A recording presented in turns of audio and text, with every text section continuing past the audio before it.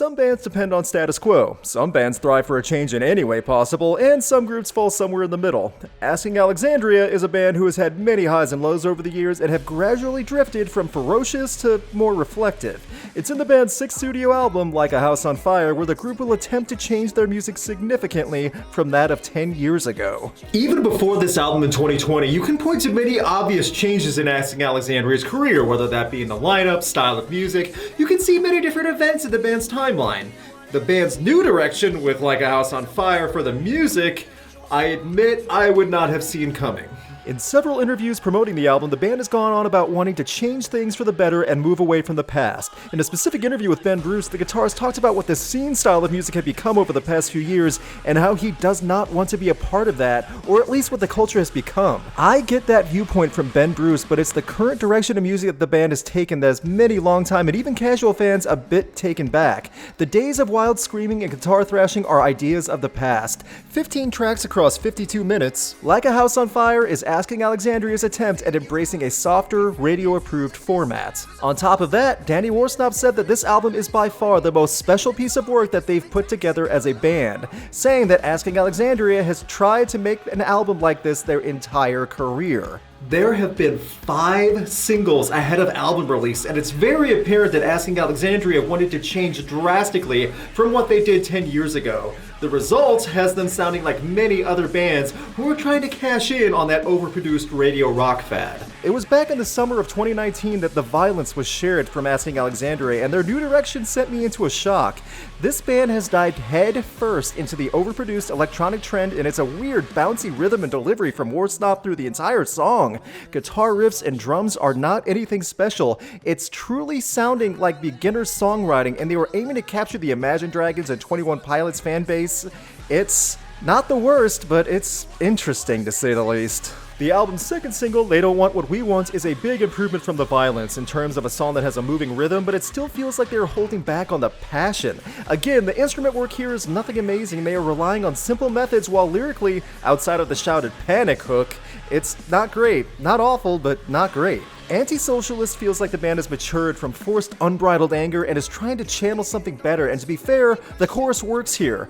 The verses, however, have an awkward digital beat that's a slog to get through. There's an extremely weak bridge, and lyrically, the track isn't anything more than Godsmack levels of writing and Stay Away From Me and I Don't Like You. Down to Hell definitely is an attempt at being radio-friendly, just like the previous singles, but I do think this one has more fire in the delivery from the band across the board. The verses actually pick up a good rhythm and energy, and the song flows well. Lyrically, it's not much, to be honest, and some of the lines just feel like generic phrases, but this song still stands out better than the others. The final single, House on Fire, kicks off well, but instantly drops down to a rough electronic beat and Worsnop softly singing. The chorus tries to go for a big soaring sound, which works, but it's very disjointed from the verses. For all the naysayers of Asking Alexandria's new style, this is just more fuel to make that point of what direction they're going for. 5 singles. I'd say 1 out of 5 actually make me want to hear it again. Not the most engaging, and lyrically the singles mostly sound like it's trying to be reflective and inspirational, but it comes off as bitterness over life in general. As for the rest of the songs on this album, I Don't Need You is saturated in voice correction with a piano rhythm, and this duet is the attempt from Asking Alexandria to break into the mainstream, and I swear it's straight out of the 90s with this duet style made for a sad chick flick soundtrack. The strings and the performance from both singers here are going over the top, and it's not the worst, but it's just not great. All Due Respect continues that trend of 2020 overproduction and electronic backtrack mixing paired with a weird 90s rock style. The choruses here, however, are rough and the verses are slow. Filler for sure, and it's more angst and bitterness, quickly juxtaposed with I Inspire Greatness. Ugh, this is kind of embarrassing. Take Some Time tries to pick up the speed a little bit with a better guitar riff in the rhythm, but again, it all drops off instantly, and these verses and writing structure and backtracks don't work. This song is a bit muddy in the mixing, and the digital beat leading to an Imagine Dragon-style chorus is a shocking direction. This is more of a romantic love song filled with lust. Jeez, ladies, do not let a man sing this to you. The lyrics are along the lines of Cherry Pie at some points. Wow, Asking Alexandria is not the same band anymore. One Turn Happens to None attempts a stadium rock vibe but sounds like music from a creepy nightmare. I'm an Animal is the lyric line, and this song is hammy. Drum track and guitars come in a bit more here, which is nice, but the song revolves around one line and it feels like 80s cheese with the style. It's Not Me, It's You is a bit unlevel and the vocals come in low and Worsnop sounds like he's all over the place. The song feels like they wanted it to be remix fodder, but the louder sound in the chorus is a mess. Kinda shocking to hear this one, I admit. Here's to Starting Over sounds like it should be played on current alternative stations. The hard rock edge is just not here, and Worsnop is going for more of an emotional pull. Not 1 second of replay material. Bad backtrack, weird delivery. It's more filler. How did this one make the final cut? What's Gonna Be uses digital effects to kick things off, and Worsnop goes a little bit quicker in his performance. Here, Worsnop tries to show off a little more and have him stand out a bit, but the guitars, bass, drums, it's all stock.